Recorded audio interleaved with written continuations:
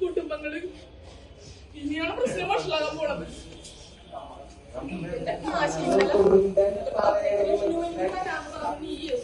പിന്നെ നീ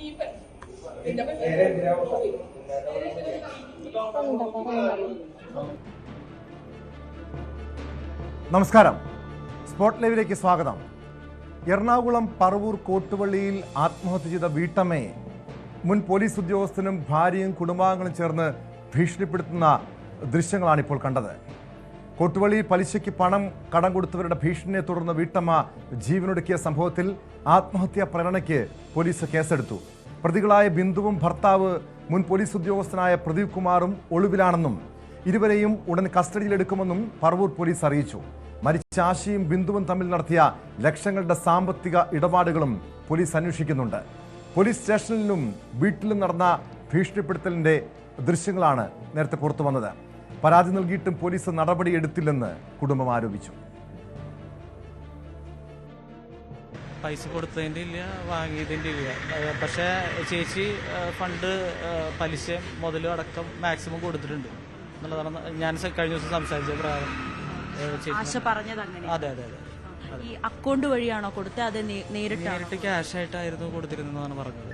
പക്ഷേ നമുക്കിത് അറിയില്ലായിരുന്നു. നമ്മൾ 11-ാം തീയതിക്ക് ശേഷം നമ്മൾ അറിയുന്നത്. ആദ്യം സൂയിസൈഡ് അറ്റംപ്റ്റ് ചെയ്തു. അതിനുശേഷം 3 ദിവസം ഹോസ്പിറ്റലിൽ ഇവിടെ തന്നെ അഡ്മിറ്റ് ആയിരുന്നു. തിരിച്ചു വന്ന അന്ന് തന്നെ പിന്നെ അവർ വന്ന് ഭീഷണിപ്പെടുത്തി. അന്ന് ഈവനിങ് രാത്രി അകത്ത് കയറിയാണ് ഭീഷണിപ്പെടുത്തിയത്. അതിനുശേഷം പിന്നെയും നിരന്തരമായിട്ട് കോളും ഒക്കെ ഉണ്ടായിരുന്നുകൊണ്ട് നമുക്കറിയില്ല. അപ്പോൾ അതിനുശേഷമാണ് നമ്മൾ വീട്ടിൽ ഇങ്ങനെ ഒരു കാര്യം അറിയുന്നത്. അപ്പോൾ അതിനുശേഷം രണ്ടാമത് നമ്മൾ SP ഓഫീസിൽ പരാതിപ്പെട്ട മിനിനാൾ പരാതിപ്പെട്ടു. അതിനുശേഷം അവിടെ നിന്ന് CI ഓഫീസിലേക്ക് റീഡയറക്റ്റ് ചെയ്തു.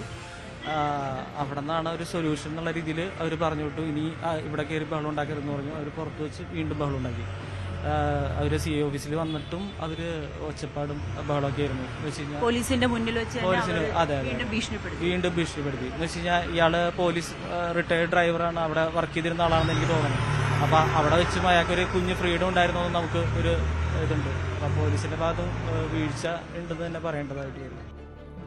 ആശയുടെ മൃതദേഹം പോസ്റ്റ്മോർട്ടത്തിന് ശേഷം ബന്ധുക്കൾക്ക് വിട്ടുകൊടുത്തു. കേസ് മുനമ്പം DYSPയുടെ നേതൃത്വത്തിൽ പ്രത്യേക സംഘമാണ് അന്വേഷിക്കുന്നത്. വിശദാംശങ്ങളുമായി കൊച്ചിയിൽ നിന്ന് നവമി ദിനേശ് ചേരുന്നുണ്ട്. നവമി, ഇന്നലെ വൈകിട്ടോടു കൂടിയാണ് ഈ സംഭവം, ദാരുണമായ സംഭവം ഉണ്ടാകുന്നത്. ഈ പലിശയ്ക്ക് കടം കൊടുത്ത മുൻ പോലീസ് ഉദ്യോഗസ്ഥൻ്റെയും കുടുംബത്തിൻ്റെയും ഭീഷണിയെ തുടർന്ന് വീട്ടമ്മ ജീവനൊടുക്കിയ കേസ്. പോലീസിൻ്റെ അന്വേഷണത്തിൽ നിലവിൽ എന്താണ് മനസ്സിലാക്കാൻ കഴിഞ്ഞിരിക്കുന്നത്? തുടർച്ചയായി ഇവർ ഭീഷണിപ്പെടുത്തുന്നു, പോലീസ് സ്റ്റേഷനിൽ വെച്ച് പോലും ഭീഷണി ഉണ്ടാകുന്നു, പോലീസിൽ പരാതിപ്പെട്ടിട്ടും നടപടി ഉണ്ടായില്ലെന്ന് കുടുംബം ആരോപിക്കുന്നു. ഇവിടെ ഈ പോലീസ് ഉദ്യോഗസ്ഥൻ ഇതിനു മുൻപും ആരോപണ വിധേയനായിട്ടുള്ള വ്യക്തിയാണ്. ഇയാളെ കണ്ടെത്താൻ കഴിഞ്ഞിട്ടുണ്ടോ? ഈ സംഭവത്തിന് ശേഷം ഒളിവിൽ പോയ പ്രതികൾ എവിടെ ഉണ്ട് എന്ന് സംബന്ധിച്ച് എന്തെങ്കിലും സൂചനകളുണ്ടോ നവമി?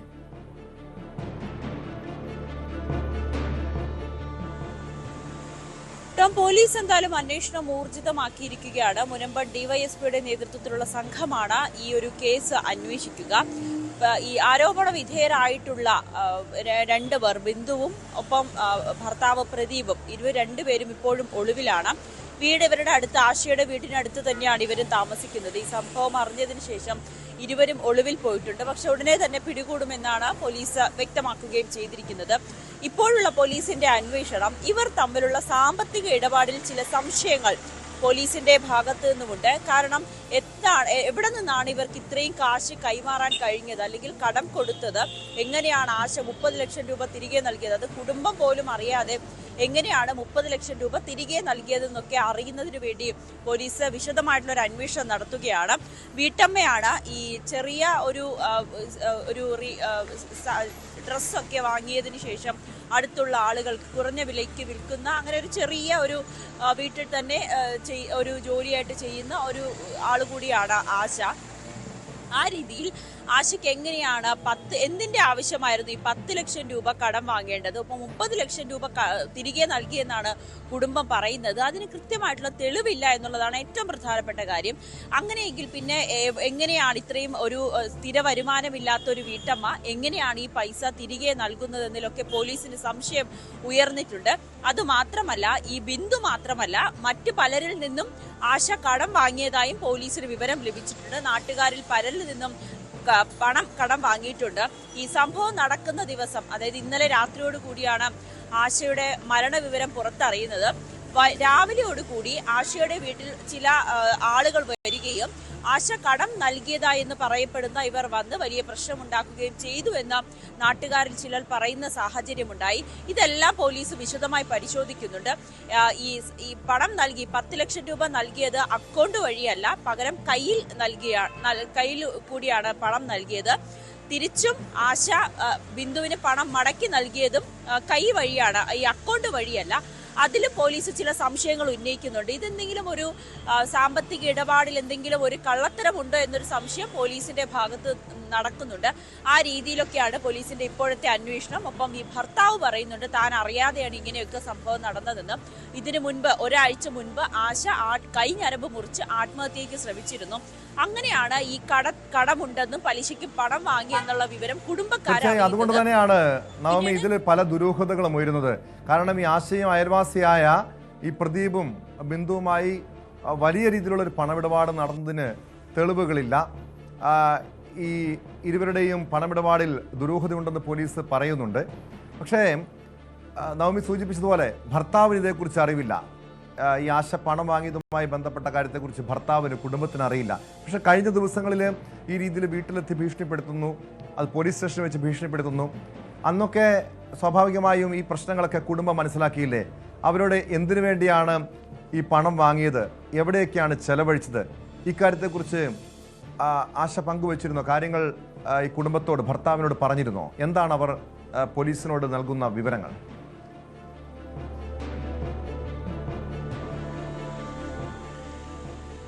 ഭർത്താവിന് ഇപ്പോഴും അറിയില്ല എന്തിനാണ് ഇത്രയും വലിയ തുക ആശ ഇവരിൽ നിന്നും കടം വാങ്ങിയതെന്ന്. അതുമായി ബന്ധപ്പെട്ട സംസാരം നടന്നോ എന്നതിൽ നമുക്ക് അറിയില്ല. കാരണം കുടുംബം ആ വിവരങ്ങളൊന്നും പുറത്തു വിട്ടിട്ടില്ല.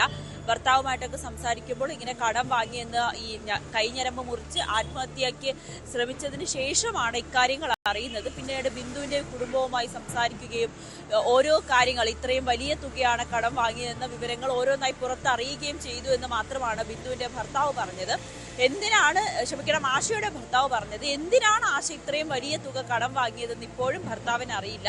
ബന്ധുക്കൾ പറയുന്നത് ചിലപ്പോൾ വീടിന്റെ ഒരു അറ്റകുറ്റപ്പണി നടത്തുന്നതിന് വേണ്ടി കുറച്ച് പൈസ ആശ നൽകിയിരുന്നു. അത് ചിലപ്പോൾ ഈ പലിശയ്ക്ക് വാങ്ങിയതിൽ നിന്നൊക്കെ ആയിരിക്കുമെന്ന നിഗമനം മാത്രമാണ് കുടുംബത്തിനുമുള്ളത്. അവർക്കും വ്യക്തമായിട്ട് ഇതിലൊരു വിവരമില്ല. മറ്റു പലരിൽ നിന്നും പണം വാങ്ങി എന്നൊക്കെ പറയുന്നു. എന്തായിരുന്നു ആശയ്ക്ക് ഇത്രയും വലിയ പണത്തിന്റെ ആവശ്യം എന്നതിൽ കുടുംബത്തിന് ഒരു മറുപടി നൽകാനില്ല. വലിയ സാമ്പത്തിക പ്രതിസന്ധി ഒന്നുമില്ലാത്തൊരു കുടുംബം തന്നെയാണ്. പ്രവാസിയായിരുന്നു ഭർത്താവ്, പിന്നീട് നാട്ടിലേക്ക് വന്നു. അല്പം സാമ്പത്തികമായിട്ടുള്ള നീക്കുപോക്കുകളൊക്കെ ഉണ്ടായിരുന്നു. കുടുംബത്തിനും വലിയ പ്രശ്നങ്ങളൊന്നുമില്ല. മകളുടെ കല്യാണം നിശ്ചയിച്ചിരിക്കുകയാണ്. ആ രീതിയിൽ പോകുന്ന ആശ എന്തിനാണ് ഈ ലക്ഷങ്ങളുടെ സാമ്പത്തിക ഇടപാട് നടത്തിയത് എന്നത് വലിയ പ്രധാനപ്പെട്ട ചോദ്യമായി തന്നെ ഉയരുന്നുണ്ട്. പോലീസ് ഇനിയിപ്പോൾ ഈ പ്രതികളെ പിടികൂടിയതിന് ശേഷം മാത്രമേ അതിലൊരു ഉത്തരം കൃത്യമായി നൽകാൻ കഴിയുകയുള്ളൂ. ഈ ബിന്ദുവും പ്രദീപുമായി അടുത്ത് നിൽക്കുന്നവർ പറയുന്നത് ഈ ഓൺലൈൻ ട്രേഡിംഗ് പോലുള്ള ഈ ഓൺലൈൻ ഇൻവെസ്റ്റ്മെന്റിലൊക്കെ സജീവമാണ് ആശ എന്ന് പറഞ്ഞുകൊണ്ടാണ് ഇവരിൽ നിന്ന് പണം കടം വാങ്ങിയതെന്നാണ്. പക്ഷെ അതിലൊന്നും ഒരു സ്ഥിരീകരണവുമില്ല. അത് പോലീസാണ് അതിലൊക്കെ സ്ഥിരീകരിക്കേണ്ടത്. അങ്ങനെ പല കാര്യങ്ങളും ആശ പണം വാങ്ങിയതുമായി ബന്ധപ്പെട്ട വിവരങ്ങൾ പുറത്തു വരുന്നുണ്ട്. പക്ഷെ അത് പോലീസ് സ്ഥിരീകരിച്ചാൽ മാത്രമേ നമുക്ക് അത് നൽകുവാനായി കഴിയുകയുള്ളൂ. ഇനി പ്രദീപിന്റെ പശ്ചാത്തലം കൂടി പരിശോധിച്ചാൽ പ്രദീപ് ഇരട്ടക്കൊലപാതകം, ഈ നവമി സൂചിപ്പിച്ചതുപോലെ ഈ 30 ലക്ഷം രൂപ എങ്ങനെയാണ് പ്രദീപ് കൈമാറിയത്? അതിന് തെളിവുകളിൽ നിന്ന് പറയുന്നുണ്ട്. പക്ഷേ കുടുംബം സൂചിപ്പിക്കുന്നത് പോലെ, ആരോപിക്കുന്നത് പോലെ 30 ലക്ഷം രൂപ മാത്രമല്ല, മറ്റ് പലർക്കും ഇയാൾ പണം പലിശയ്ക്ക് കൊടുത്തിരുന്നുവെന്ന് പറയപ്പെടുന്നുണ്ടല്ലോ. ഒരു റിട്ടയർഡ് പോലീസ് ഉദ്യോഗസ്ഥന് ഇത്രയധികം ഈ നിയമവിരുദ്ധമായി ആണ് അദ്ദേഹം ഈ പണം കടം കൊടുത്തിരുന്നത്, പലിശയ്ക്ക് കടം കൊടുത്തിരുന്നത്. മാത്രമല്ല ഇത്രയധികം ഇയാളുടെ സാമ്പത്തിക സ്രോതസ്സ് പരിശോധിക്കണം. മുൻപ് ആരോപണ വിധേയനായിട്ടുള്ളൊരു പോലീസ് ഉദ്യോഗസ്ഥനാണ്. അന്ന് സസ്പെൻഷൻ നേരിട്ടതാണ്. ഈ വരാപ്പുഴ ഉരുട്ടിക്കൊലക്കേസിൽ കൈക്കൂലി വാങ്ങിയതിന് പ്രദീപ് കുമാർ അന്ന് നടപടി നേരിട്ടതാണ്. 2018 പറവൂർ സിഐയുടെ ഡ്രൈവറായിരുന്ന പ്രദീപിനെ കൈക്കൂലി വാങ്ങിയതിൻ്റെ പേരിൽ അന്ന് അറസ്റ്റും ചെയ്തതാണ്. ഇയാളുടെ ഒരു പശ്ചാത്തലം എന്തെന്ന് കൂടി അറിയേണ്ടതുണ്ട്. കാരണം അങ്ങനെ ഒരു പോലീസ് ഉദ്യോഗസ്ഥൻ സർവീസിലുണ്ടായിരുന്ന സമയത്ത് കൈക്കൂലി വാങ്ങിയ ഇയാളുടെ സാമ്പത്തിക സ്രോതസ്സുകളടക്കം പരിശോധിക്കേണ്ടതല്ലേ?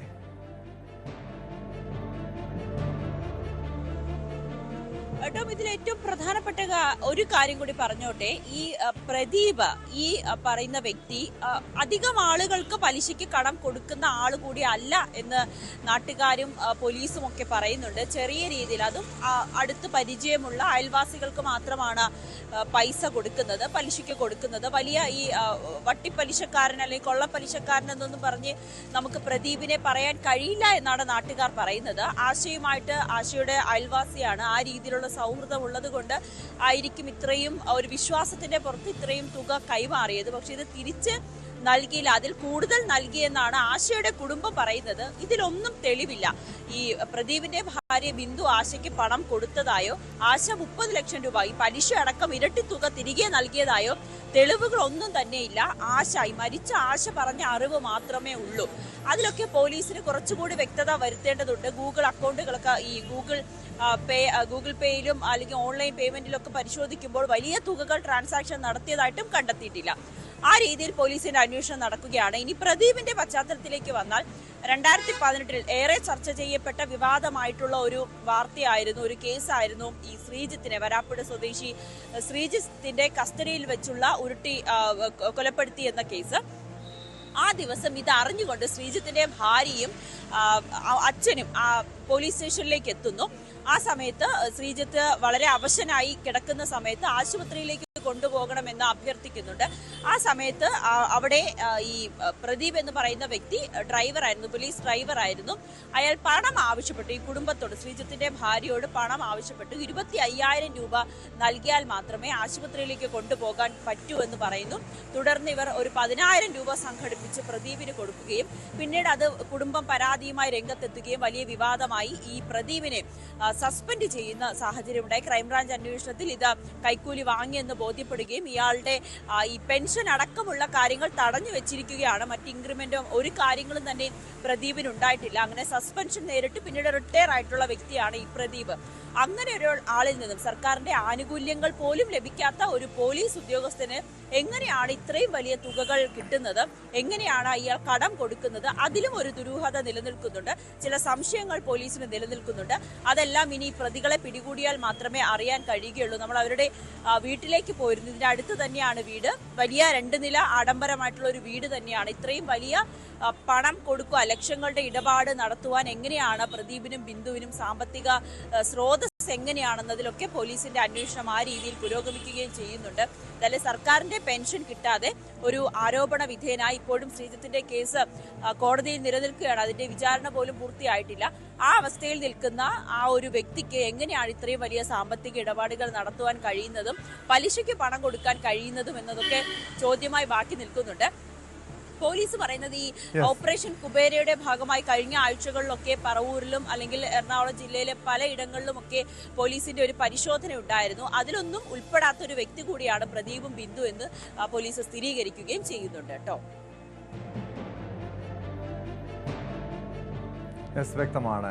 കൊച്ചിയിൽ നിന്ന് നവമി ദിനേശാണ് വിവരങ്ങൾ നൽകിയത്. നവമി സൂചിപ്പിച്ചതുപോലെ ഈ ഒരു സാമ്പത്തിക ഇടപാടിലും മരണത്തിലും അടക്കം പല ദുരൂഹതകളുമുണ്ട്. എന്തായാലും ഈ പോലീസ് ഉദ്യോഗസ്ഥൻ്റെയും കുടുംബത്തിൻ്റെയും സാമ്പത്തിക ഇടപാടുകളും പരിശോധിക്കണം. എന്തിനു വേണ്ടിയാണ് ഇത്രയധികം തുക ഈ ആശ വായ്പ എടുത്തത്, ആ പണം എങ്ങനെ ചെലവഴിച്ചു തുടങ്ങിയ കാര്യങ്ങളിലും അന്വേഷണം ആവശ്യമാണ്.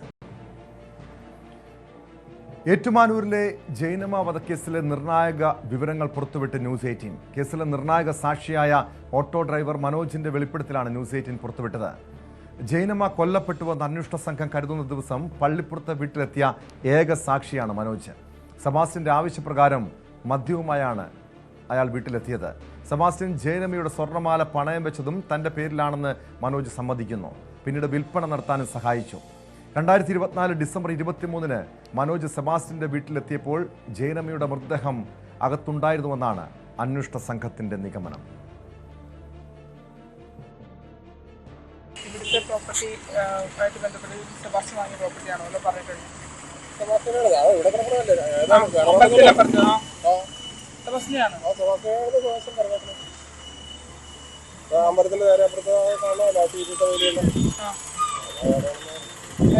ഇവിടെ ലാസ്റ്റ് ഞാൻ ചോദിക്കട്ടെ, ജയനമ്മ കേസിനകത്ത് ആകപ്പാട് അന്നത്തെ ആ സ്പോട്ടിൽ വന്നിട്ടുള്ള ആളെ ചേട്ട മാസ്റ്ററാണല്ലോ. അയാൾ എന്തെങ്കിലും പറഞ്ഞിട്ടുണ്ടോ?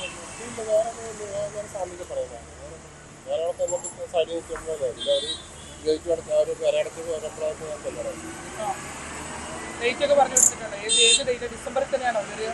ഡിസംബർ 23 തീയതിയാണ് ചെല്ലുന്നത്. എപ്പോഴാണ് ചെന്നത്? ഇയാൾ എന്ത് വിളിച്ചു പറയട്ടെ എന്നാ?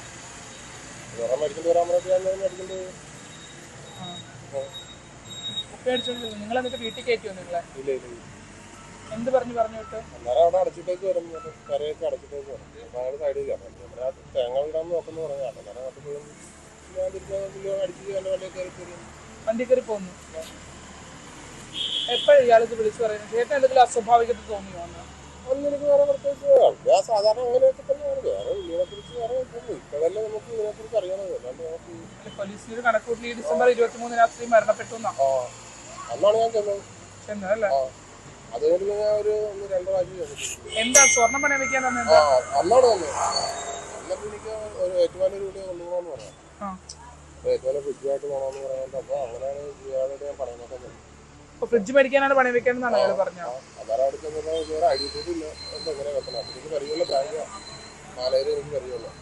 അങ്ങനെ അവിടെ തന്നെ പറയുന്നതിന് സംഭവം ഐ ഡി പ്രൂഫില്ലാണ്ട് വെക്കാൻ പറ്റിയ. പക്ഷെ അവരെന്നിട്ട് വാങ്ങിയല്ലോ സ്വർണ്ണം. അപ്പൊ ഞാൻ എന്റെ വീട്ടിൽ വെച്ചാൽ അന്ന് എന്റെ വീട്ടിൽ വെച്ചോ. നമുക്ക് ആ ഓട്ടം കിട്ടുന്ന അത് സ്ഥിരമായിട്ട് ഓട്ടം വിളിക്കാറുണ്ടോ? എങ്ങോട്ടേക്കായി പോകുന്നത്? അങ്ങനെ പോണ ഇവിടെ അവരുടെ വീട്ടിലെ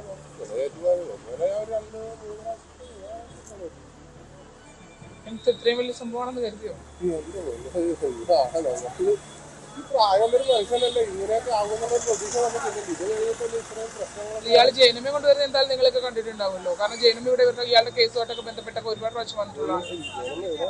എനിക്ക് അവര് പെണ്ണുമ്പിള്ളേനൊക്കെ അറിയാവുന്നത്, പെണ്ണുങ്ങളൊക്കെ അറിയാം. നമ്മളാ ഒരു വേറൊരു പെണ്ണെ കണ്ടാൽ നമ്മളെ ചോദിക്കും.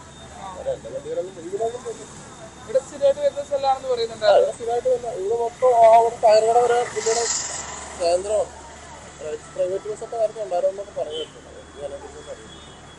ഈ സ്വർണം കൊടുത്തിട്ട് ഇയാൾ എന്ത് പറഞ്ഞു? ഞാനായിട്ടല്ലേ പോയി പറയാൻ ഇവിടെ വന്നോ സെബാസ്റ്റ്യൻ? അന്ന് തന്നെ അപ്പൊ തന്നെ വീടും പൂട്ടി ഇറങ്ങുമായിരുന്നു. ഞാൻ ചെന്നപ്പോ സാധനം മേടിക്കേണ്ട കല്യാണമാണ്. അല്ലെങ്കിൽ മേടിക്കേണ്ടി വരാമോ? ഞാൻ മേടിക്കേണ്ടി വരുന്നത് വീടിനകത്തിരുന്നാണോ അടിച്ചത്? അല്ല, പുറത്തിട്ട് വീട് പൂട്ടിയിട്ടേക്കാണ്. പിന്നെ റെഡിയായി നിൽക്കുകയാണ്. പാലിക്കട്ടൊക്കെ പോരായിട്ട് സന്ധ്യക്കാ ചെല്ലുന്ന? 4 മണി കഴിഞ്ഞപ്പോ. ഇയാൾ എവിടെയെങ്കിലും സംശയം തോന്നിയിട്ടുണ്ടോ ഇയാളുടെ കാര്യങ്ങള്? പ്രായമുള്ളൊരു മനുഷ്യൻ കാല് കൊണ്ട് പഴുത്തത് ഞാനാ പിടിച്ച് ചെക്കനൊക്കെ കയറ്റുന്നത്. അത്ര ആരോഗ്യമില്ലാത്ത ആളെ പോലെ ഇതിന്റെ ഈ ഉള്ളഭാഗില് പുഴുങ്ങി പുഴുവെടുത്തിരിക്കണ ഇതാ ഈച്ചപ്പുഴുവില് അതൊക്കെ എടുത്ത് അവനെ തുറന്നിരിക്കണോ അതുപോലത്തെ മനുഷ്യൻ. അപ്പൊ നമ്മൾ പ്രായമുള്ള ഒരാളല്ലേ നമ്മൾ നമ്മൾ വിളിച്ച് കയറ്റിയിട്ട് വിടുന്നത്. ഇങ്ങനെ ഒരാളാണെന്ന് മദ്യം മേടിച്ചുകൊണ്ട് തരാനൊക്കെ പറയുമ്പോൾ നിങ്ങൾ നല്ല അടുപ്പം. കൊലപാതക വിവരം താൻ അറിഞ്ഞിരുന്നില്ലെന്നും അന്ന് വൈകിട്ട് 4 മണി മുതൽ രാത്രി വൈകി ഏറ്റുമാനൂരിലെ വീട്ടിലേക്ക് പണയം വെച്ച പണം ഉപയോഗിച്ച് വാങ്ങിയ ഫ്രിഡ്ജുമായി സെബാസ്റ്റ്യൻ എത്തും വരെയും താൻ കൂടെ തന്നെ ഉണ്ടായിരുന്നുവെന്നും മനോജ് സ്ഥിരീകരിക്കുന്നുണ്ട്. വിവരങ്ങളുമായി ആലപ്പുഴയിൽ നിന്ന് ശരണ്യ സ്നേഹജൻ ചേരുന്നു. ശരണ്യ, ഈ കേസിലെ ജയനമ്മ തിരോധാന കേസിലെ കൊലപാതക കേസിലെ ഏക സാക്ഷിയാണ് ഓട്ടോ ഡ്രൈവറായ മനോജ്.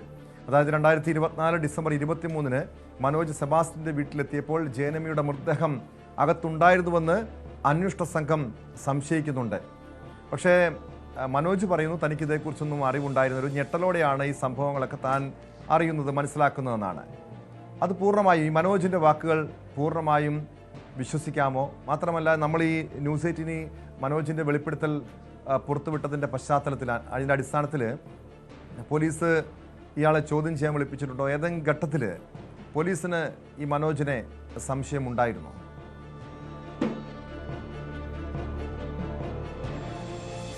രോമ, ഈ കേസിൽ അന്വേഷണ സംഘം ആദ്യം ചോദ്യം ചെയ്ത ആളാണ് മനോജ് എന്നുള്ളതാണ്.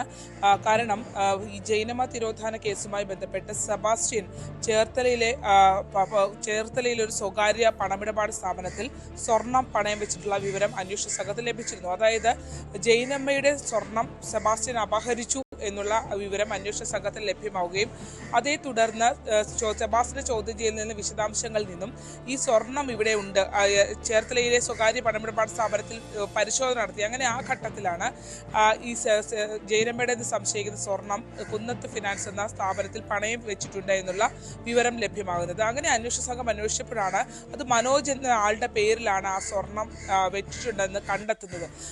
മനോജ് ആദ്യഘട്ടം മുതൽ തന്നെ അന്വേഷണ സംഘത്തിന്റെ കസ്റ്റഡിയിൽ ഉണ്ടായിരുന്ന ആളാണ്. മനോജിൽ നിന്ന് വിശദാംശങ്ങൾ ഇവർ തേടുകയും ചെയ്തു. ഇപ്പോൾ ഈ കേസിലെ ഏറ്റവും നിർണായകമായ സാക്ഷികളിൽ ഒരാളാണ് മനോജ് എന്നുള്ളതാണ്. കാരണം ഈ സെബാസ്റ്റ്യൻ ജൈനമയെ കൊലപ്പെടുത്തിയെന്ന് അന്വേഷണ സംഘം കരുതുന്ന 2024 ഡിസംബർ 23 സെബാസ്റ്റ്യന്റെ പള്ളിപ്പുറത്തെ വീട്ടിൽ എത്തിയ വ്യക്തി മനോജാണ് എന്നുള്ളതാണ്. അതായത് ആ വീട്ടിൽ ആകെ ഒരാളെ ചെന്നിട്ടുള്ളൂ, അത് മനോജ് മാത്രമാണ്. 3 മണിക്ക് മുമ്പ്, അതായത് മനോജ് ആ വീട്ടിലെത്തുന്നത് 4 മണിയോടടുപ്പിച്ചാണ്. 3 മണിക്ക് മുൻപ് ജൈനമ്മയെ കൊലപ്പെടുത്തിയിട്ടുണ്ടാകും സെബാസ്റ്റ്യൻ എന്നുള്ളൊരു അനുമാനത്തിലാണ് അന്വേഷണ സംഘം പോകുന്നത്.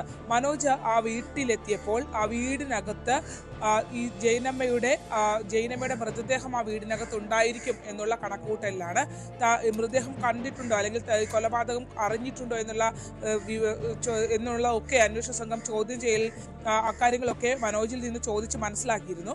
പക്ഷേ മനോജ് നിലവിലത്തെ സാഹചര്യത്തിൽ മനോജിന് അത് സംബന്ധിച്ച് യാതൊരു വിവരവും ഇല്ല എന്നുള്ളതാണ് അറിയാൻ കഴിഞ്ഞത്. പക്ഷേ സെബാസ്റ്റ്യൻ അത്ര ഒരു നല്ല കക്ഷിയല്ല എന്നുള്ളത് മനോജിന് വ്യക്തമായി അറിയാം. കാരണം പള്ളിപ്പുറത്ത് നിന്നല്ല ചേർത്തലയിലെ ആർക്കും അറിയാം ബിന്ദു പത്മനാഭൻ തിരോധാന കേസുമായി ബന്ധപ്പെട്ട് ആരോപണ വിധേയനായ ആളാണ് സെബാസ്റ്റ്യൻ. ബിന്ദു എന്ന സ്ത്രീയുടെ വ്യാജ പവർ ഓഫ് അറ്റോർണി ഉൾപ്പെടെയുള്ള രേഖകൾ കൈക്കലാക്കി അതിന്റെ പണം മുഴുവൻ ഇയാളുടെ കയ്യിലേക്ക് മാറ്റുകയും ചെയ്തിട്ടുള്ള സ്വത്തുക്കൾ തട്ടിയെടുത്ത ഒരാളാണ്. ആ കേസിൽ അറസ്റ്റ് ചെയ്യപ്പെട്ട ആളാണ്. അതുകൊണ്ട് തന്നെ സെബാസ്റ്റ്യൻ അത്ര കണ്ടൊരു നല്ല മനുഷ്യനാണ് എന്നുള്ള കണക്കുകൂട്ടൽ മനോജ് താൻ അങ്ങനെയൊന്നും കരുതിയില്ല എന്ന് പറയുമ്പോൾ നമുക്കത് വിശ്വസിക്കാൻ കഴിയില്ല. പക്ഷേ അതേസമയം സെബാസ്റ്റ്യൻ ഇവരെല്ലാവരുമായി നല്ല ബന്ധം പുലർത്തിയിരുന്നു എന്നുള്ളതാണ്. പക്ഷേ അയാളുടെ ഓരോ കേസിലും രഹസ്യ സ്വഭാവം സൂക്ഷിക്കുന്നുണ്ട്.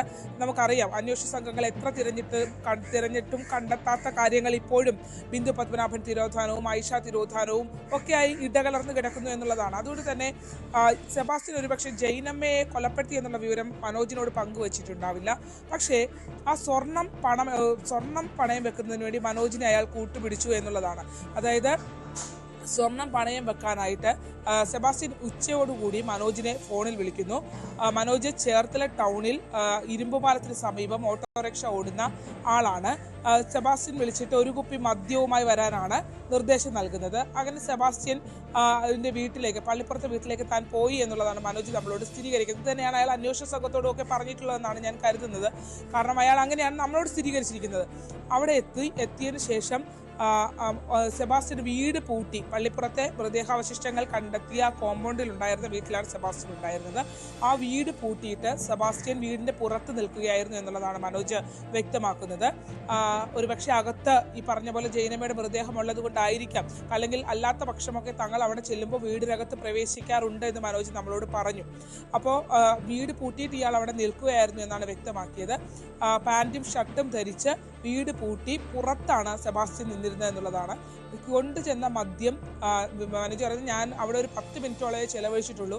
ആ 4 മണിക്ക് അവിടെ എത്തുമ്പോൾ സമയത്ത് തന്നെ ആ വരാന്തയിൽ തെക്ക് ഭാഗത്തായുള്ള വരാന്തയിൽ ഇരുന്നു കൊണ്ട് അയാൾ ആ ഒരൊറ്റ കുപ്പി മദ്യവും ആ ഒരു 10 മിനിറ്റിനുള്ളിൽ കുടിച്ചു തീർത്തു എന്നുള്ളതാണ് മനോജ് സ്ഥിരീകരിക്കുന്നത്.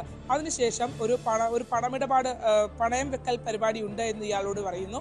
അവിടുന്ന് ഇവർ രണ്ടുപേരും കൂടി പോവുകയാണ് എന്നുള്ളതാണ് മനോജ് വ്യക്തമാക്കിയുള്ളത്. അതായത് നിർണായകമായി ഈ സംഭവം നടന്നപ്പോൾ സെബാസ്റ്റ്യന്റെ പള്ളിപ്പുറത്തെ വീട്ടിലെത്തിയ ഏക വ്യക്തി മനോജാണ് എന്നുള്ളതാണ്. ഈ കേസിലെ നിർണായക സാക്ഷിയുമാണ് മനോജ്. അവിടുന്ന് ഈ സ്വർണം കൊണ്ടുപോകുന്നു.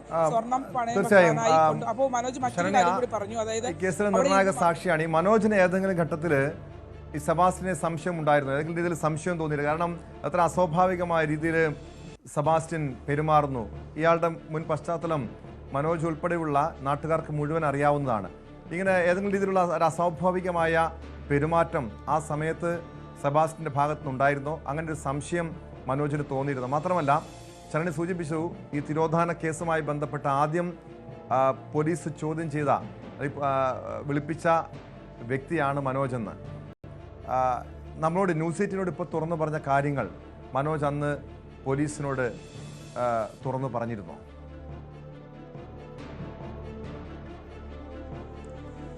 തീർച്ചയായിട്ടും മനോജിന്റെ വിവരങ്ങളുടെ അടിസ്ഥാനത്തിൽ കൂടിയാണല്ലോ ക്രൈംബ്രാഞ്ച് സംഘം കുന്നത്ത് ജുവലറിയിൽ എത്തുകയും അവിടെ നിന്ന് സാധനങ്ങളൊക്കെ റിക്കവർ ചെയ്യും, സാധനങ്ങൾ പണയം വെച്ചിട്ടുണ്ട് എന്നുള്ള സ്ഥിരീകരിച്ചു. കാരണം മനോജിന്റെ ഈ ജുവലറിയിലേക്ക് പോയ സെബാസ്റ്റ്യൻ, മനോജ് അവിടെ ചെന്നപ്പോൾ ഇയാള് നമുക്കറിയാലോ എല്ലാ കാര്യത്തിലും സെബാസ്റ്റ്യൻ എപ്പോഴും ഒരു ലൂപ്പ് ഹോൾ ഇട്ടിട്ടാണ് ചെയ്യുന്നത്.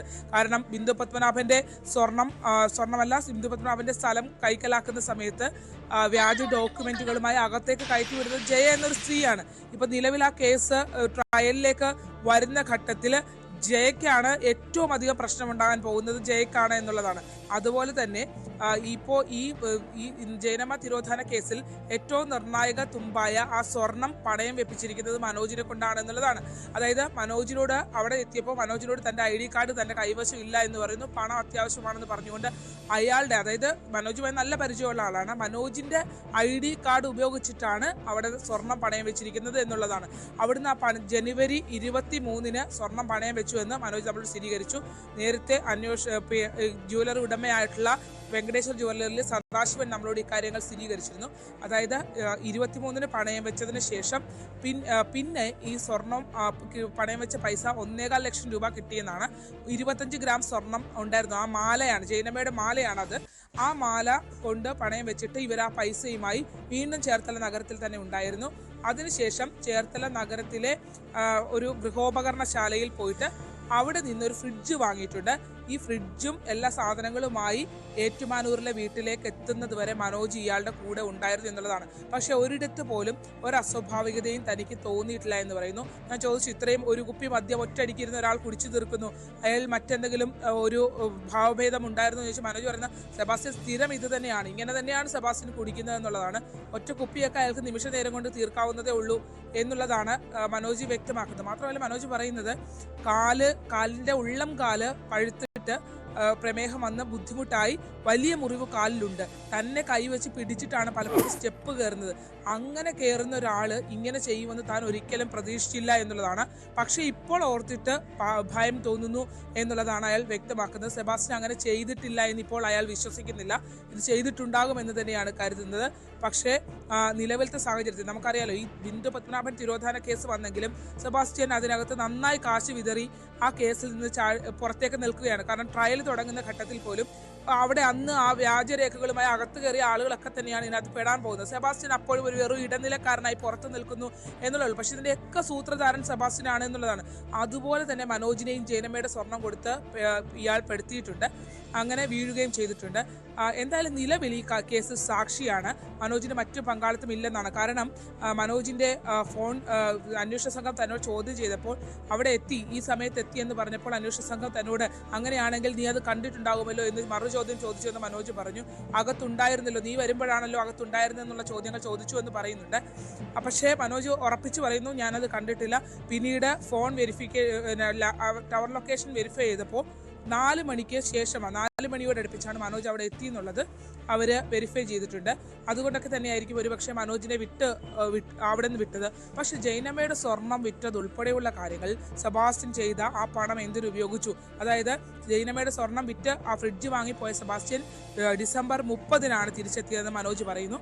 ഡിസംബർ 30-ന് മനോജും സെബാസ്റ്റ്യനും കൂടെ പോയാണ് ആ ജ്വല്ലറി ഉടമ സദാശിവനുമായിട്ട് സ്വർണം പണയത്തിൽ നിന്ന് എടുക്കുകയും അത് കൊണ്ടുവന്ന് വിറ്റ് പൈസ മേടിക്കുകയും ചെയ്തിട്ടുള്ള അക്കാര്യങ്ങൾ ഉൾപ്പെടെ മനോജ് നമ്മളോട് സ്ഥിരീകരിച്ചിട്ടുണ്ട്. ഈ കേസിലെ ഈ തിരോധാന കേസുമായി, ഈ ജൈനമ്മ തിരോധാനങ്ങൾ കൊലപാതകവുമായി ബന്ധപ്പെട്ട ഏറ്റവും നിർണായകമായ വിവരമാണ് മനോജിലൂടെ നമ്മൾ പുറത്തേക്ക് വിടുന്നത്. വ്യക്തമാണ്. ശരണ്യ സ്നേഹജനാണ് ആലപ്പുഴയിൽ നിന്നും വിവരങ്ങൾ നൽകിയത്. ഏറ്റവും പുതിയ വെളിപ്പെടുത്തലാണ് ജൈനമ്മ തിരോധാന കേസുമായി ബന്ധപ്പെട്ട് ഉയർന്നത്. ജൈനമ്മ കൊല്ലപ്പെട്ട ദിവസം സെബാസ്റ്റ്യനൊപ്പം ഉണ്ടായിരുന്ന വ്യക്തിയാണ്, കേസിലെ ഏക സാക്ഷിയാണ്. അതിനിർണായകമാണ് മനോജിൻ്റെ വെളിപ്പെടുത്തൽ. സ്പോട്ട് ലൈവിലേക്ക് തിരികെ എത്താം ഇടവേള കഴിഞ്ഞ്.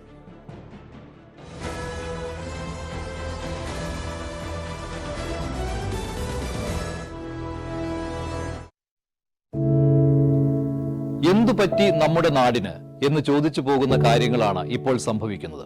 എന്തൊക്കെയാണ് നമ്മുടെ യുവതലമുറ തെരുവുകളിൽ കാട്ടിക്കൂട്ടുന്നത്? കൊല്ലാൻ പോലും മടികാട്ടാത്ത ഇവർ സ്വബോധത്താൽ ഇങ്ങനെയൊന്നും ചെയ്യില്ല. നാടിന്റെ അഭിമാനമായി വളരേണ്ട യുവത്വത്തെ ഇങ്ങനെ പോകാൻ അനുവദിച്ചുകൂടാ. നമ്മൾ ഓരോരുത്തരും മാതാപിതാക്കൾ കൂടിയാണ്. നേർവഴിക്ക് നടത്താൻ, തെറ്റുകൾ പറഞ്ഞു മനസ്സിലാക്കാൻ നമുക്ക് കഴിയണം. ഇപ്പോഴത്തെ അക്രമ സംഭവങ്ങളിൽ 99% ലഹരിയുടെ, പ്രത്യേകിച്ച് ഗുരുതരമായ ആരോഗ്യ പ്രശ്നങ്ങളിലേക്ക് കൊണ്ടുവന്നെത്തിക്കുന്ന ഡ്രഗ്സിന്റെ ഉപയോഗമുണ്ടെന്ന് മനസ്സിലാക്കിയിട്ടുണ്ട്. ഇത് നിസ്സാരമല്ല. കണ്ടില്ലെന്ന് നടിക്കാൻ ആർക്കുമാവില്ല. ജീവിതം ഒട്ടേറെ ബാക്കിയുണ്ടെന്ന് യുവതലമുറ മനസ്സിലാക്കണം. സ്നേഹിക്കാൻ, സർഗാത്മകത, ലഹരിയുടെ സഹായമില്ലാതെ വളർത്താൻ അവർക്ക് കഴിയണം.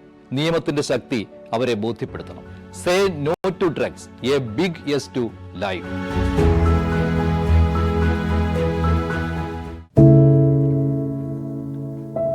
പെരുകുന്ന കുറ്റകൃത്യങ്ങളുടെ വാർത്തകൾ എല്ലാ ദിവസവും വായിച്ച് തളരുന്ന കാലമാണ് മാധ്യമപ്രവർത്തക എന്ന രീതിയിൽ ഇപ്പോൾ.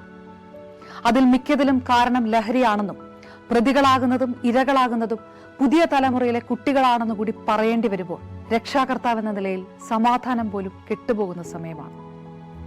ആരെയാണ് തിരുത്തുക? ആരെയാണ് നന്നാക്കുക? ഈ പുതിയ തലമുറയാണോ അതോ അവർക്ക് മാതൃകയാകേണ്ട നമ്മളെ തന്നെയാണോ? 4ാമത്തെ പെഗിൽ ഐസ് ക്യൂബ് വീഴുമ്പോൾ ഞാൻ എവിടെ എത്തുമെന്ന് പറയുന്ന നായകനെ വേണ്ട എന്ന് പറയാൻ ഒരിക്കലും നമുക്ക് കഴിഞ്ഞിട്ടില്ല. എല്ലാ പ്രതിസന്ധികളിൽ നിന്നും എഴുന്നേറ്റ് വരാൻ ലഹരി ഒപ്പം വേണമെന്നും വിഷമത്തിലും സന്തോഷത്തിലുമെല്ലാം ലഹരി കൂടെ ഉണ്ടാകണം എന്ന് പറഞ്ഞ തലമുറയാണ് നമ്മുടേത്. ലഹരിക്ക് കുടുംബ സദസ്സുകളിൽ ഉണ്ടായിരുന്ന ടാബു പോലും തുടച്ചു കളഞ്ഞ തലമുറയാണ് നമ്മുടേത്. അച്ഛനും അമ്മയും കുട്ടികളുടെ മുന്നിലിരുന്ന് മദ്യപിക്കുന്ന കാലത്ത് ഇതിലും വലിയ ലഹരിയിലേക്ക് കടക്കരുതെന്ന് കുട്ടികളോട് ആ രക്ഷിതാക്കൾക്ക് എങ്ങനെയാണ് പറയാൻ കഴിയുക? നോക്കൂ, കൈവിട്ടു പോകുന്നത് നമുക്കാണ്. അതിന്റെ വലിയ വിപത്ത് അനുഭവിക്കുന്നത് പുതിയ തലമുറയും. ലഹരിക്ക് അടിമയാകാതിരിക്കൂ, സ്വതന്ത്രരാകൂ. Leave free, live drug free.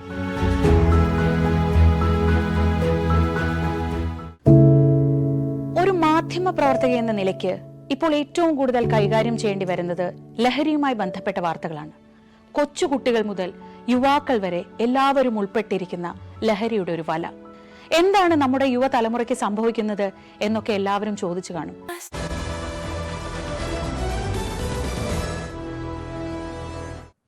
Spot live തുടരുന്നു. ഇടുക്കിയിൽ മകന്റെ മർദ്ദനമേറ്റ് ചികിത്സയിലായിരുന്ന അച്ഛൻ മരിച്ചു. രാജാക്കാട് സ്വദേശി വെട്ടിക്കുളം വീട്ടിൽ മധുവാണ് മരിച്ചത്. ഓഗസ്റ്റ് 14-നാണ് മകൻ സുധീഷ് അച്ഛനെ ക്രൂരമായി മർദ്ദിച്ചത്. തുടർന്ന് തൊടുപുഴ സ്വകാര്യ ആശുപത്രിയിൽ ചികിത്സയിലായിരുന്ന മധു ഇന്ന് രാവിലെയാണ് മരണത്തിന് കീഴടങ്ങിയത്. മദ്യപിച്ചെത്തിയ സുധീഷ് അമ്മയെ മർദ്ദിക്കുന്നത് കണ്ട് ചോദ്യം ചെയ്തതിനെ തുടർന്നാണ് മധുവിനെയും മകൻ മർദ്ദിച്ചത്. സുധീഷ് നിലവിൽ റിമാൻഡിലാണ്. ഇടുക്കിയിൽ നിന്ന് പ്രിൻസ് ജെയിംസ് ചേരുന്നുണ്ട്. പ്രിൻസ്, അതിദാരുണമായിട്ടുള്ള സംഭവമായിരുന്നു. നമുക്കറിയാം, മദ്യലഹരിയിൽ മക്കൾ മാതാപിതാക്കളെ മർദ്ദിക്കുന്ന, കൊലപ്പെടുത്തുന്ന നിരവധി സംഭവങ്ങൾ പല ദിവസങ്ങളും നമ്മൾ റിപ്പോർട്ട് ചെയ്യാറുണ്ട്. അതിൻ്റെ ഏറ്റവും ഒടുവിലത്തെ ഒരു കേസായിരുന്നു ഇടുക്കി രാജാക്കാട് ഉണ്ടായത്.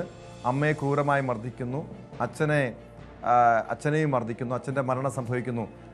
എന്താണ് ഈ കേസുമായി ബന്ധപ്പെട്ട് പോലീസ് നൽകുന്ന വിവരം? ടോം, കഴിഞ്ഞ 14-ന് രാത്രിയിലാണ് ഈ സംഭവം നടക്കുന്നത്. അമിതമായി മദ്യപിച്ച് വീട്ടിലെത്തിയ സുധീഷ് അമ്മയോട് വാക്കുതർക്കത്തിൽ ഏർപ്പെടുകയായിരുന്നു. ഒപ്പം അമ്മയെ മർദ്ദിക്കുകയും ചെയ്തു.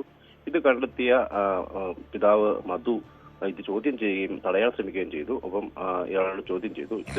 ഇതോടെയാണ് സുധീഷ് കൂടുതൽ പ്രകോപിതനായി ആക്രമണം മധുവിന്റെ നേരെ തിരിച്ചത്.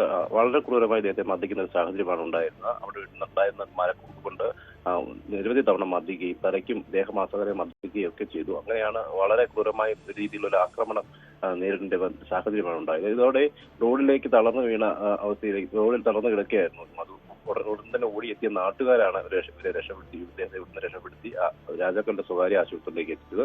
എന്നാൽ അതിക്രൂരമായ മർദ്ദനമേറ്റ് വലിയ ഗുരുതരമായ അവസ്ഥയിലായിരുന്നു മധുവിന്റെ സാഹചര്യം. തുടർന്ന് തന്നെ ഇവിടെ നിന്ന് തൊടുപുഴയിലെ സ്വകാര്യ ആശുപത്രിയിലേക്ക് കൊണ്ടുപോയി. അവിടെ നിന്നാണ് ഇപ്പോൾ കോട്ടയം മെഡിക്കൽ കോളേജിലേക്ക് വിദഗ്ധ ചികിത്സയ്ക്കായി കൊണ്ടുപോകുന്ന സാഹചര്യം ഉണ്ടായത്. എന്തായാലും ചികിത്സയിൽ കഴിയവെയാണ് ഈ മരണം സംഭവിക്കുന്ന സാഹചര്യം ഉണ്ടായി. ഇന്ന് പുലർച്ചെ മരണം സംഭവിക്കുകയായിരുന്നു. ആന്തരിക രക്തസ്രാവമാണ് ഈ മരണത്തിലേക്ക് നയിച്ചതെന്നാണ് നമുക്ക് അറിയാൻ കഴിയുന്നത്. വളരെ ക്രൂരമായി ഉള്ള മർദ്ദത്തെ തുടർന്ന് ശരീരമാസകലം മുറിവുണ്ടാകുന്ന സാഹചര്യം, തലയ്ക്കൊക്കെ മർദ്ദനമേറ്റു. അങ്ങനെയാണ് ഇപ്പോൾ ഈ മരണം സംഭവിച്ചിരിക്കുന്നത്. എന്തായാലും മദ്യപാനത്തിനെ തുടർന്നുണ്ടായ ആക്രമണമാണ് ഇത്തരത്തിലൊരു ദാരുണമായ ഒരു സംഭവത്തിലേക്ക് വഴിതെളിച്ചത്. മാതാവിനെ മർദ്ദിക്കുന്നു, തുടർന്ന് അത് ചോദ്യം ചെയ്യാനെത്തിയ പിതാവിനെയും മർദ്ദിക്കുന്നു. ഇരുവരെയും വലിയ ക്രൂരമായ രീതിയിൽ മർദ്ദിക്കുന്നു. മരക്കമ്പ് കൊണ്ട് മകൻ പിതാവിനെ മർദ്ദിക്കുന്ന ഒരു സാഹചര്യം. അങ്ങനെ എന്തായാലും ആ ഒരു ആക്രമണം ഒരു മരണത്തിലേക്ക്, മദ്യപാനത്തിന്റെ ഫലമായി അത് ഒരു മരണത്തിലേക്ക്, ഒരു കുടുംബത്തിന്റെ അത്താഴി തന്നെ നഷ്ടമാകുന്ന ഒരു സാഹചര്യത്തിലേക്ക് എന്നൊരു അവസ്ഥയാണ് ഇപ്പോൾ ഉണ്ടായിരിക്കുന്നത്. എന്തായാലും ആ സംഭവം നടന്ന ദിവസം തന്നെ സുധീഷിനെ ഉടുമ്പൻചോല പോലീസ് കസ്റ്റഡിയിൽ എടുത്തിരുന്നു. തുടർന്ന് ഇയാൾ ഇപ്പോൾ റിമാൻഡിൽ കഴിയുകയാണ്. വരും ദിവസങ്ങളിലൊക്കെ അന്വേഷണവും നടപടികൾ സ്വീകരിക്കുമെന്നാണ് നമുക്ക് അറിയാൻ കഴിയുന്നത്.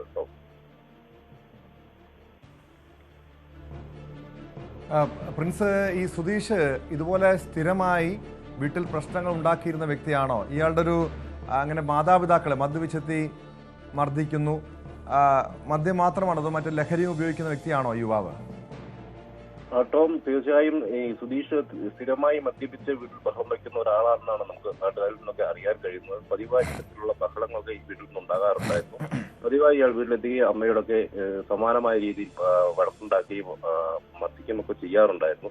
ഈ ഒരു സാഹചര്യത്തിലാണ് കഴിഞ്ഞ ദിവസവും സമാനമായ അവസ്ഥയുണ്ടാകുകയും ഈ മാതാവിനെ ക്രൂരമായി മർദ്ദിക്കുകയും ഭീഷണിപ്പെടുകയൊക്കെ ചെയ്തതുകൊണ്ട് അത് തടയാൻ ശ്രമിക്കുന്ന പിതാവിന് നേരെയുള്ള ആക്രമണവും ഉണ്ടായത്. അച്ഛനെ മുൻപുമൊക്കെ ആക്രമിച്ച് ശ്രമിച്ചെന്നൊക്കെയാണ് നാട്ടുകാർ നമ്മളോട് പറയുന്നത്. എന്തായാലും ഒരു മരക്കൊമ്പ് കൊണ്ട് അവിടെ കിടന്നൊരു മരത്തടിയുണ്ട്, ക്രൂരമായി വളർത്തുന്ന സാഹചര്യം. സ്ഥിരം മദ്യപാനിയാണ് ഇയാളെന്നാണ് നമുക്ക് അറിയാൻ കഴിയുന്നത്. എന്തായാലും സംഭവം മരണത്തിലേക്ക് തന്നെ നയിക്കുന്ന ഒരു അവസ്ഥയാണ് ഉണ്ടായത്. ഇപ്പോൾ കസ്റ്റഡിയിൽ വ്യക്തമാണ്. ഇടുക്കിയിൽ നിന്ന് പ്രിൻസ് ജെയിംസ് ആണ് വിവരങ്ങൾ നൽകിയത്. കഴിഞ്ഞ ദിവസമാണ് രാജാക്കാട് മദ്യപിച്ചെത്തിയ മകൻ അച്ഛനെയും അമ്മയെയും ക്രൂരമായി മർദ്ദിച്ചതിൽ ഗുരുതരമായി പരിക്കേറ്റ് ചികിത്സയിലായിരുന്ന അച്ഛൻ്റെ മരണം സംഭവിച്ചെന്ന ദാരുണമായ വാർത്തയാണ് ഇടുക്കിയിൽ നിന്ന് പുറത്തു വന്നത്. യുവ ഡോക്ടറെ വിവാഹ വാഗ്ദാനം നൽകി പീഡിപ്പിച്ചെന്ന കേസിൽ റാപ്പർ വേടന്റെ മുൻകൂർ ജാമ്യാപേക്ഷയിൽ ഹൈക്കോടതി അല്പസമയത്തിനകം വിധി പറയും. വേടന്റെ അറസ്റ്റ് ഹൈക്കോടതി കഴിഞ്ഞ ദിവസം തടഞ്ഞിരുന്നു. ഉഭയകക്ഷി സമ്മതപ്രകാരമുള്ള ശാരീരിക ബന്ധം എങ്ങനെ ബലാത്സംഗമാകുമെന്നും കോടതി ചോദിച്ചിരുന്നു. വിവാഹ വാഗ്ദാനം നൽകിയാണ് വേടൻ പീഡിപ്പിച്ചതെന്നും പെട്ടെന്നൊരു സുപ്രഭാതത്തിൽ എല്ലാം ഉപേക്ഷിച്ച് പോയത് തന്നെ മാനസികമായി തകർത്തെന്നുമായിരുന്നു പരാതിക്കാരിയുടെ വാദം. അതേസമയം ബലാത്സംഗ കേസിൽ റാപ്പർ വേടൻ ഒളിവിൽ തന്നെയെന്ന് പോലീസും വ്യക്തമാക്കുന്നു.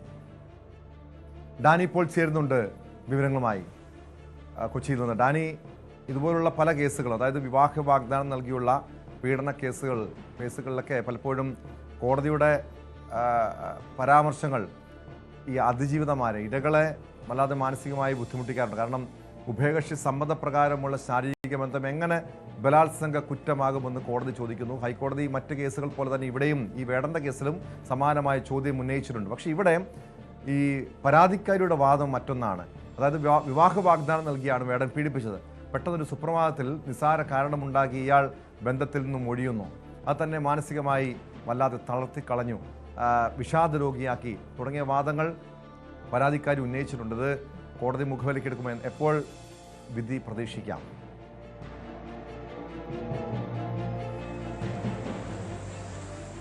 ടോം, ഇന്ന് 3 മണിയോടുകൂടിയാണ് കോടതി കേസ് പരിഗണിക്കുന്നത്. ഒരുപക്ഷെ ഇന്ന് ഈ വേടന്റെ എതിരായ ഈ കേസിൽ വിധി പ്രസ്താവന ഉണ്ടാകുമോ എന്ന കാര്യത്തിൽ ഒരു സംശയമുണ്ട്.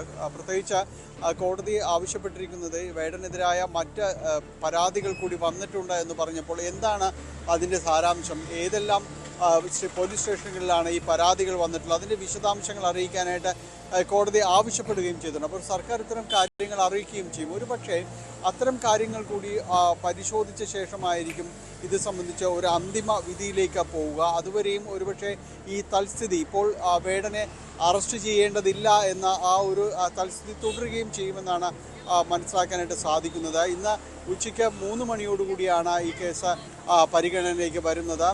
ബലാത്സംഗ കേസിൽ ഇതിൽ പ്രതിയായതോടെ വേടൻ ഒളിവിലേക്ക് പോവുകയായിരുന്നു.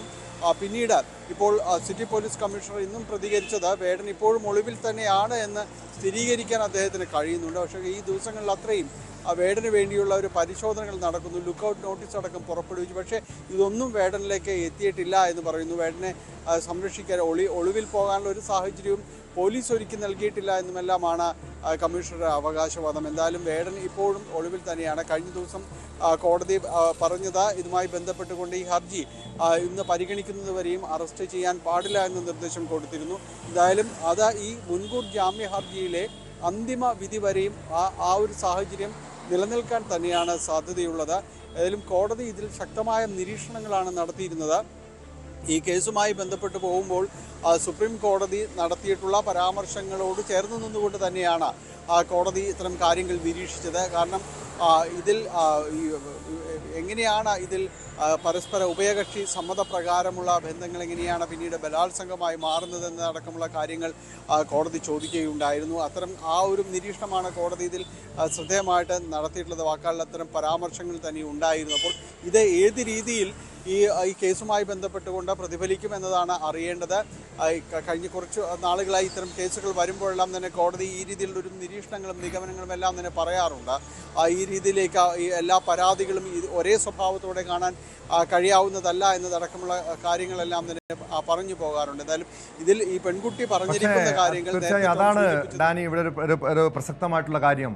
കാരണം ഇതിനു മുൻപ് മറ്റ് പല കേസുകളിലും വിവാഹ വാഗ്ദാനം നൽകിയുള്ള പല പീഡന കേസുകളിലും പ്രതികൾക്ക് ഹൈക്കോടതിയിൽ ജാമ്യം ലഭിക്കാറുണ്ട്. അവിടെ പ്രധാനമായും കോടതി ചൂണ്ടിക്കാണിക്കുന്ന കാര്യം ഇതാണ്, വിവാഹ വാഗ്ദാനം നൽകി, അതായത് ഈ ഉഭയകക്ഷി സമ്മതപ്രകാരം ലൈംഗിക ബന്ധത്തിൽ ഏർപ്പെടുന്ന സമയത്തൊന്നും ഇത്തരം പരാതിയില്ല, അതിനുശേഷം ഇത്തരം പരാതികൾ ഉയർന്നു വരുന്നു. പക്ഷേ ഇവിടെ അതല്ല, വേടൻ ഒരു പെൺകുട്ടിയല്ല ചതിച്ചത്, മറ്റ് 2 യുവതികൾ കൂടി പരാതിയുമായി രംഗത്തെത്തിയിട്ടുണ്ട്.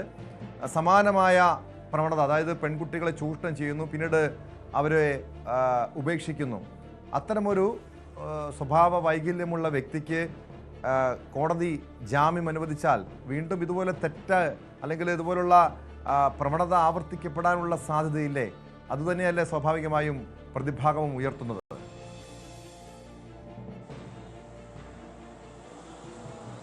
സ്വാഭാവികമാണ്. കാരണം അത് ന്യായമായും തന്നെ അത്തരം കാര്യങ്ങൾ ആലോചിക്കേണ്ടതുമാണ്. കാരണം ഇതൊരു ഏത് രീതിയിലൊരു സന്ദേശം നൽകുമെന്നൊരു പൊതു ചോദ്യം സമൂഹത്തിൽ നിന്ന് ഉയരുന്നുണ്ട്. പ്രത്യേകിച്ച് ഈ ഒരു പരാതി വന്നതിന് ശേഷം ആദ്യം പ്രതിയാവുന്നത് കഞ്ചാവ് കേസുമായി ബന്ധപ്പെട്ടുകൊണ്ടാണ്. പിന്നീട് അതിൽ ജാമ്യം വരുന്നു. പിന്നീട് അത് പുലിപ്പല്ലി കേസുമായിട്ട് ബന്ധപ്പെട്ടുള്ളതാകുന്നു. അതിനുശേഷമാണ് ഈ ബലാത്സംഗ കേസിലേക്ക് വരുന്നത്. ഈ ബലാത്സംഗ കേസിലെ മുൻകൂർ ജാമ്യം തേടുമ്പോൾ തന്നെയാണ് 2 പെൺകുട്ടികളുടെ പരാതി ഉയരുന്നത്. അത് മുഖ്യമന്ത്രിക്ക് നേരിട്ട് പരാതി സമർപ്പിക്കുകയും ചെയ്യുന്നു. 2 പരാതിയിലും ഇയാൾ നടത്തിയ ലൈംഗിക അതിക്രമത്തെക്കുറിച്ച് തന്നെയാണ് പറയുന്നത്. ഒരാൾ ദളിത് സംഗീതത്തിൽ ഗവേഷണം നടത്താൻ വേണ്ടി വന്ന പെൺകുട്ടിയാണ്. അയാളെ സന്ദർശിക്കുകയും പിന്നീട് കൊച്ചിയിലേക്ക് വരാനായിട്ട് ആവശ്യപ്പെടുകയും ഈ പെൺകുട്ടിയോടും ഇയാൾ വളരെ ക്രൂരമായിട്ട് ലൈംഗിക അതിക്രമം നടത്തി എന്നതാണ് ആ പരാതിയിൽ പറയുന്നത്. മറ്റൊരാൾ ഈ ഒരു സംഗീത പരിപാടിയുമായി ബന്ധപ്പെട്ട് നിൽക്കുന്ന ഒരാളാണ്.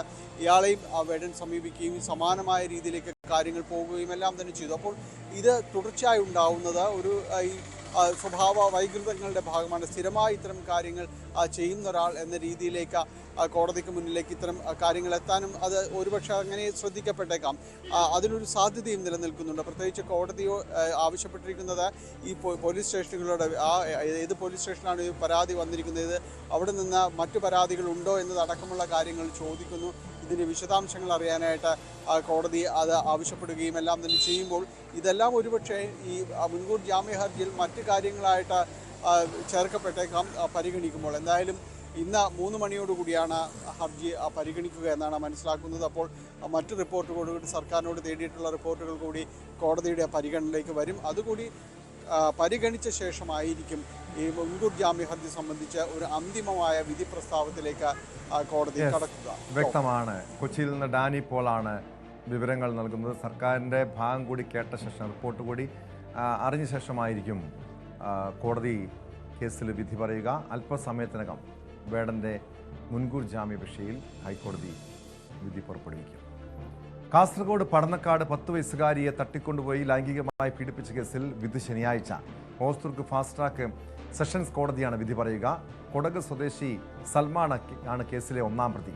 2024 മെയ് 15-ന് പുലർച്ചെയാണ് നാടിന് നടുക്കിയ സംഭവമുണ്ടായത്. കെ വി ബൈജു ചേരുന്നുണ്ട് വിവരങ്ങളുമായി. ബൈജു, ഈ സംഭവം നടന്ന് 1 മാസം കഴിഞ്ഞപ്പോൾ തന്നെ, അതായത് ദിവസങ്ങൾക്കുള്ളിൽ തന്നെ ഈ കേസിൽ കുറ്റപത്രം സമർപ്പിച്ചതാണ് അന്വേഷണ സംഘം. അതിവേഗത്തിൽ തന്നെ, കാരണം തുടക്കത്തിൽ നാടിന് നടുക്കിയൊരു കേസ്, അതിവേഗത്തിൽ പ്രതിയെ പിടികൂടാൻ കഴിയുന്നു.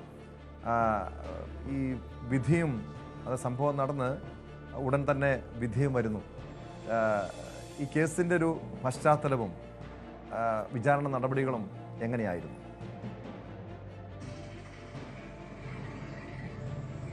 തീർച്ചയായും ടോമെ, കേരളം നടുങ്ങിയ, അല്ലെങ്കിൽ നമ്മുടെ പെൺകുട്ടികൾ ഇത്തരത്തിൽ വീടുകളിൽ പോലും സുരക്ഷിതരല്ല എന്ന് തെളിയിച്ച അത്രയും വലിയ ചർച്ച ചെയ്യപ്പെട്ട ഒരു കേസ്, നാടിനെ നടുക്കിയ ഒരു കേസിലാണ് ഇപ്പോൾ വിധി വരുന്നത്. അതായത് 2024 മെയ് 15 ഈ കേസിന് ആസ്പദമായ സംഭവം നടക്കുന്നത്. വീട്ടിൽ കിടന്നുറങ്ങുകയായിരുന്ന പെൺകുട്ടിയെ, ഉറങ്ങിക്കിടക്കുകയായിരുന്ന പെൺകുട്ടിയെ ഇത്തരത്തിൽ തട്ടിക്കൊണ്ടുപോവുകയും സമീപത്തെ ഒരു പാടത്ത് കൊണ്ടുപോയി അതിക്രൂരമായി പീഡിപ്പിക്കുകയും മാത്രമല്ല ഈ കമ്മൽ, കുട്ടിയുടെ കാതിലുണ്ടായിരുന്ന കമ്മൽ മോഷ്ടിക്കുകയും ചെയ്ത് കടന്നു കളയുകയായിരുന്നു ഈ പ്രതി. കുടക് സ്വദേശിയായ സലിമിനെ പിന്നീട് ആന്ധ്രയിൽ നിന്നാണ് പ്രത്യേക അന്വേഷണ സംഘം പിടികൂടുന്നത്. 10 ദിവസത്തിനകം ഈ പ്രതിയെ പിടികൂടാനായി ടോം സൂചിപ്പിച്ചതുപോലെ തന്നെ 39 ദിവസത്തിനകം കുറ്റപത്രം സമർപ്പിക്കാനായി എന്നൊരു പ്രത്യേകത ഈ കേസിനുണ്ട്. ഇപ്പോൾ 1 വർഷവും 1.5 വർഷത്തിനിടയിൽ തന്നെ ഇതിന്റെ ഒരു വിധി കൂടി വരുന്നു. ശനിയാഴ്ചയായിരിക്കും ഹോസ്ദുർഗ് ഫാസ്റ്റ് ട്രാക്ക് സെഷൻസ് കോടതി ജഡ്ജി ഇതിൽ വിധി പറയുക.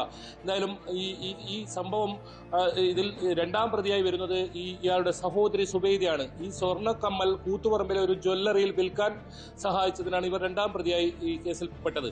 ഇതിൽ മറ്റൊരു പ്രധാനപ്പെട്ട പ്രത്യേകത, ഈ കേസിൽ ഇയാൾക്ക് വേണ്ടി ആരും തന്നെ ഹാജരായതില്ല, അഭിഭാഷകരായി ആരും തന്നെ ഹാജരായില്ല. ബന്ധുക്കൾ ആരും തന്നെ ഇയാൾക്ക് ജാമ്യമെടുക്കാനോ ഇത്തരം നടപടികൾക്കോ ഇയാളെ സഹായിക്കാനോ എത്തിയിട്ടില്ല. അതുകൊണ്ട് തന്നെ ലീഗൽ സർവീസ് അഡ്വൈസറി ഏർപ്പെടുത്തിയ അഭിഭാഷകരായിരുന്നു ഇയാൾക്ക് വേണ്ടി വാദിച്ചിരുന്നത്. മാത്രമല്ല 2022 മേൽപ്പറമ്പിൽ ഒരു 10ാം ക്ലാസ് വിദ്യാർത്ഥി ഇത്തരത്തിൽ ആദൂറിലെ വനത്തിൽ കൊണ്ടുപോയി പീഡിപ്പിച്ച കേസിലും ഇയാൾ പ്രതിയാണ്. അത് മേൽപ്പറമ്പ് പോലീസ് സ്റ്റേഷൻ പരിധിയിലാണ് ഇത്തരത്തിലൊരു കേസ്. അതിന്റെ വിചാരണയും അന്തിമഘട്ടത്തിൽ എത്തി നിൽക്കുകയാണ്. ഇപ്പോൾ ഈ കേസിൽ വളരെ സുപ്രധാനമായ ഒരു വിധി ഇപ്പോൾ വരാൻ പോകുന്നത്. ശനിയാഴ്ച ഇത് സംബന്ധിച്ച് വിധി തന്നെ ഉണ്ടാകുമെന്നാണ് നമുക്ക് മനസ്സിലാക്കാൻ സാധിക്കുന്നത്. സാധാരണ നിയമ നടപടിക്രമങ്ങൾ നോക്കിയാൽ ഒരു ദിവസം ശനിയാഴ്ച ഇത് കുറ്റക്കാരനാണോ അല്ലയോ എന്ന തരത്തിൽ ഒരു കോടതിയുടെ പരാമർശം ഉണ്ടാകും. അതല്ല, ശനിയാഴ്ച ഇതിന്റെ വിധി തന്നെ ഉണ്ടാകുമെന്നാണ് നമുക്ക് മനസ്സിലാക്കാൻ സാധിക്കുന്നത്. എന്തായാലും വളരെ പ്രധാനപ്പെട്ട ഒരു കേസാണ്, ഇത്തരത്തിൽ വലിയ ചർച്ച ചെയ്ത കേസാണ്. ഒരു നാടിനെ ആകെ വലിയ തോതിൽ ദിവസങ്ങളോളം ഇത്തരത്തിൽ ആശങ്കയിലുണ്ടാക്കിയ ഒരു സംഭവമാണ്. കാരണം നേരത്തെ സൂചിപ്പിച്ചതുപോലെ തന്നെ വല്യച്ഛൻ ഇത്തരത്തിൽ പശുവിനെ കറക്കാൻ പോയ സമയത്ത്, അതൊരു പുലർച്ചെ 3 മണിയോടുകൂടിയാണ് ഇത്തരത്തിൽ വീടിനകത്തേക്ക് ഇയാൾ കടക്കുന്നതും ഈ കുട്ടിയെ, കിടന്നുറങ്ങുകയായിരുന്ന കുട്ടിയെ ചുമരിൽ ചുമന്ന് പുറത്തെ അടുക്കള ഭാഗത്തുകൂടി വാതിലൂടെ പുറത്തേക്ക് കൊണ്ടുപോയി പാടത്ത് കൊണ്ടുപോയി ഇത്തരത്തിൽ പീഡിപ്പിക്കുന്ന ഒരു സാഹചര്യമായിട്ട്, അതായത് ഒരു 10 വയസ്സുള്ള ഒരു പെൺകുട്ടിയാണ് ഇത്തരത്തിൽ പീഡിപ്പിച്ചെന്നോർക്കണം. അതിന് പുറമെ ഈ കുട്ടിയെ ഭീഷണിപ്പെടുത്തി സമീപത്തെ ഒരു വീട്ടിൽ ഇറക്കിവിടുന്ന ഒരു സാഹചര്യമാണ് ഉണ്ടായത്. പിന്നീട് ഇയാൾ ഇവിടെ നിന്നും ആന്ധ്രയിലേക്ക് കടന്നു കളയുന്ന അവസ്ഥയായിരുന്നു. പ്രത്യേക അന്വേഷണ സംഘം കർണാടകയിലും തമിഴ്നാട്ടിലും ഒക്കെ അന്വേഷണം വ്യാപിപ്പിക്കുന്നതിനിടയിലാണ് ആന്ധ്രയിലെ ഒരു ഹോട്ടലിൽ ഇത്തരത്തിൽ ജോലി ചെയ്യുകയാണെന്ന ഒരു വിവരം ലഭിക്കും. അവിടെ അന്വേഷണ സംഘം എത്തി ഇയാളെ അറസ്റ്റ് ചെയ്യുന്ന സാഹചര്യം ഉണ്ടായത്. ഇയാൾക്കെതിരെ ഈ നേരത്തെ സൂചിപ്പിച്ചതുപോലെ തന്നെ നേരത്തെയും ഇത്തരത്തിൽ പ്രായപൂർത്തിയാകാത്ത പെൺകുട്ടികളെ പീഡിപ്പിച്ച കേസിലെ പ്രതിയാണ് ഇയാൾ. സമൂഹത്തിൽ ഇത്തരത്തിൽ നിരവധി സംഭവങ്ങൾ നടത്തിയ ഒരു പ്രതിയാണ്. കുടക് സ്വദേശിയാണ് ഇയാൾ. കാഞ്ഞങ്ങാട് വിവാഹം കഴിഞ്ഞ് അവിടെ ഒരു വീട്ടിൽ താമസിക്കുകയായിരുന്നു. ആ സമയത്തായിരുന്നു ബൈജു, കാരണം ഈ സ്ഥിരം കുറ്റവാളി, പ്രത്യേകിച്ചും പ്രായപൂർത്തിയാകാത്ത പെൺകുട്ടികളെ ക്രൂരമായി ഉപദ്രവിക്കുന്ന, ലൈംഗികമായി ചൂഷണം ചെയ്യുന്ന, അതോടൊപ്പം മോഷണം ഉൾപ്പെടെ നടത്തുന്ന ഒരു സ്ഥിരം കുറ്റവാളിയാണ്. ഇയാൾക്ക് ഏത് രീതിയിലുള്ള ശിക്ഷ വേണമെന്നാണ് പ്രോസിക്യൂഷന്റെ ആവശ്യം?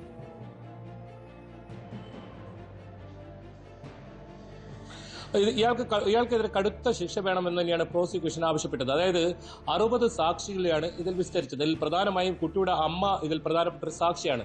അതോടൊപ്പം 161 ശാസ്ത്രീയ രേഖകൾ, തെളിവുകൾ ഉൾപ്പെടെ കോടതിയിൽ ഹാജരാക്കിയിട്ടുണ്ട്. ഇതിൽ മറ്റൊരു പ്രധാനപ്പെട്ട കാര്യം MP ആസാദ് എന്ന് പറയുന്ന നേരത്തെ പല കേസുകളിലും ഇത്തരത്തിൽ കുറ്റവാളികളെ നിയമത്തിന് മുന്നിൽ കൊണ്ടുവന്ന CI ആണ് ഇതിൽ ഈ കുറ്റപത്രം സമർപ്പിച്ചത്. 300 പേജുള്ള കുറ്റപത്രമായിരുന്നു.